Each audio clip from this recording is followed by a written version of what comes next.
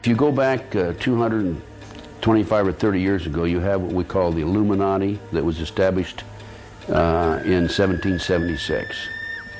And the goals of the Illuminati, this is all very well documented, are to take over the world. One of the best ways of taking over the world is to control people's minds and to take over a country through the control of the minds.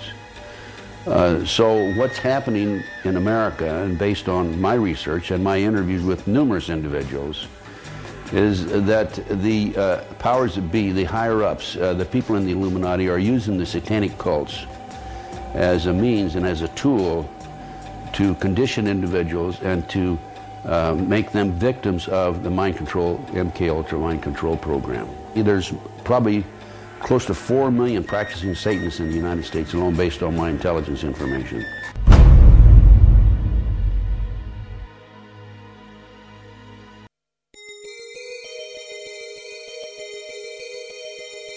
If the many authors on the subject of the occult are correct, and Tony Blair has been initiated into the 33rd degree, then his pseudo-Christian morals will be compromised by the fact that devil worshippers and high-ranking Freemasons have walked through the corridors of power hand in hand for centuries. The Royal Archmasons describe their highest-ranking brothers as Grand Solicitor Generals of the Supreme Grand Chapter. There is a secret word, the name of the true Masonic God, which none are allowed to say in public. This name is Yarbulon.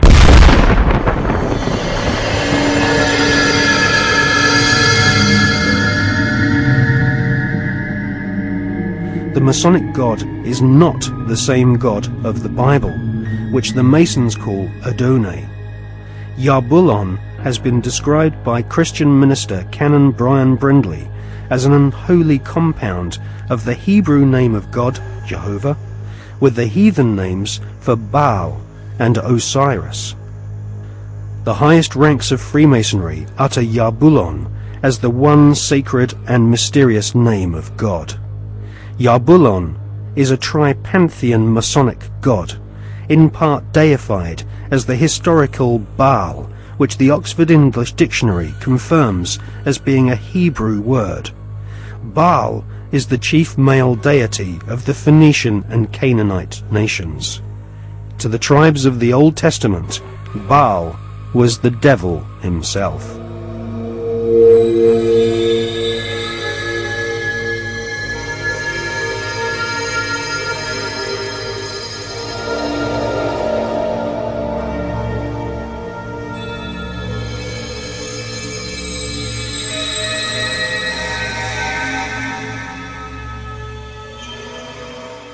Albert Pike is America's most celebrated Freemason. Pike was Grand Commander Sovereign Pontiff of Scottish Rite Freemasonry in the southern and western United States from 1859 to 1891. Scottish Rite Freemasonry has its own headquarters at the 33rd degree in Edinburgh. The United Grand Lodge of England has tried to deny that the true god of Masonry is Yarbulon, or has anything to do with the devil.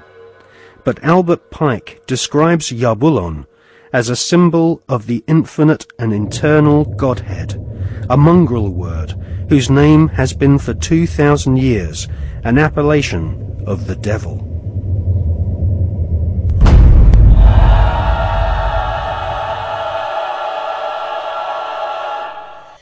On the 14th of July 1889, Albert Pike issued these instructions to 23 Scottish Rite Supreme Councils throughout the world.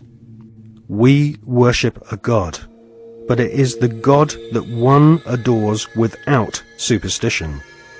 To you, Sovereign Grand Inspectors General, we say this, that you may repeat it to the brethren of the 30th, 31st, and 32nd degrees.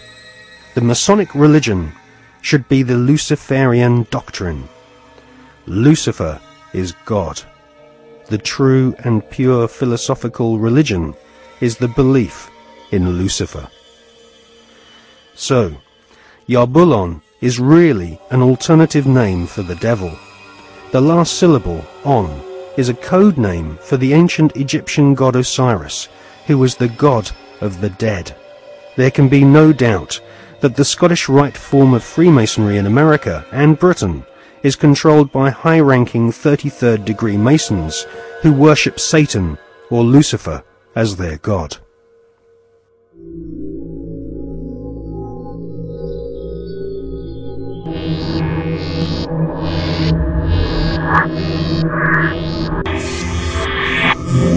We're talking about occultic forces. We're talking about the five-pointed pentagram, which was used by satanic worshippers for thousands of years. If you take the 5 points off of a five-pointed star, or a pentagram, you have left in the middle a pentagon. The pentagon is directed toward the North Star because according to the ancient Babylonians, that's where you gathered power from the gods of the North in war.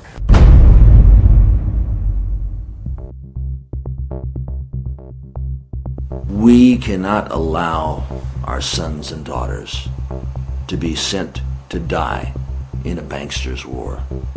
For oil, for heroin, for cocaine, for gold, or for control.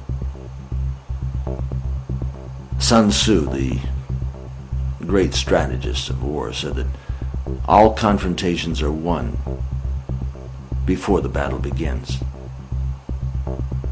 There has never been a battle that has been won defensively. But we must prepare by becoming self-sufficient. We must prepare to do that which has not been done before. Once identifying the enemy, they have to be routed out.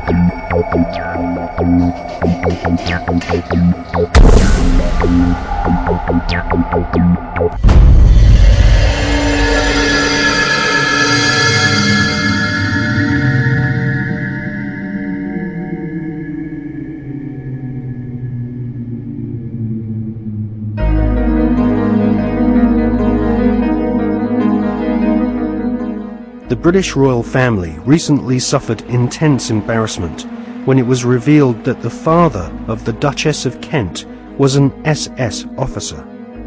To be a member of Hitler's SS, families had to be pure Aryan, with their German ancestry clearly traceable to the Teutonic Knights of medieval Germany. Like most of the British royal family, the Duchess of Kent is descended from German blood. Her German ancestors have throughout history been members of the Illuminati secret society network.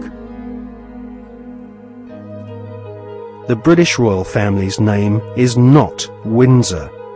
Their real family name is actually Saxe-Coburg-Gotha. In his book, The Forgotten Monarchy of Scotland, His Royal Highness Prince Michael of Albany publishes ancient heraldic documents which expose the true lineage of the British royals. Ancient heraldic documents suggest that the British royal family's lineage comes from ancient Hebrew or Jewish tribes of the Old Testament. During the reign of Queen Elizabeth I, she referred to England as Israel or Jerusalem. According to the Masonic reference works that you can get in any library, the Freemasonic orders of Europe